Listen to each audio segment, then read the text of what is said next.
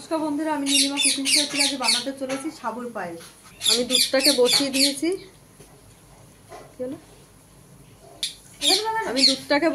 দুধটা জাল হচ্ছে। এবার আমি সাবুটাকে আস্তে করে এইদিকে এই যে 150 গ্রাম সাবু আর 1.5 কিলো দুধ গ্যাসটা ধরিয়ে দিচ্ছে। আগে আমি কড়াইতে, শুকনো কড়াইতে সাবুটাকে নাড়বো, তারপরে নামানোর আগে 1 চামচ ঘি দিয়ে একটু হালকা করে নেড়ে তারপর আমি দুধের মধ্যে দিয়ে দেবো।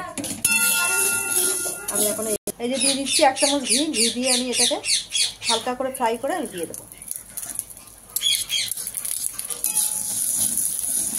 হয়ে গেছে আমার ফ্রাই করা, দিয়ে দিলাম দুধের মধ্যে।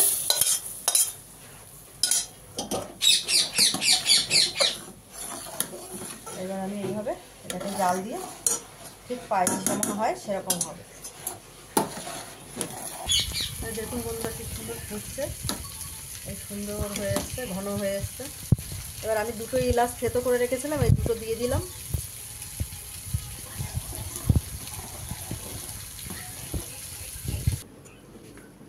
দিয়ে দিচ্ছি পরিমাণ মতন চিনি।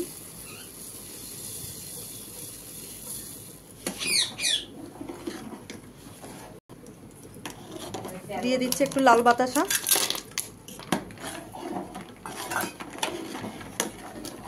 ঘন হয়ে গেছে, আর একটু এই ফুটতে ফুটতে আরো ঘন হয়ে যাবে। এবার আমি ঘন নাবিয়ে দেবো এটা ফুটা হয়ে গেলে। দেখুন বন্ধুরা আমার হয়ে গেছে সাবুর পায়েস। এবার আমি গ্যাস বন্ধ করে দিচ্ছি, নাবিয়ে দিচ্ছি।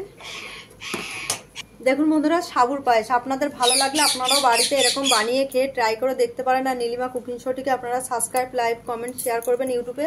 আর ফেসবুকের বন্ধুরা আপনারাও লাইক, কমেন্ট, শেয়ার করবেন। আর নীলিমা কুকিং শো বলে পেজ খোলা আছে, সেখানে ফলো করে লাইক, কমেন্ট, শেয়ার বেশি বেশি করে একটু করে দেবেন।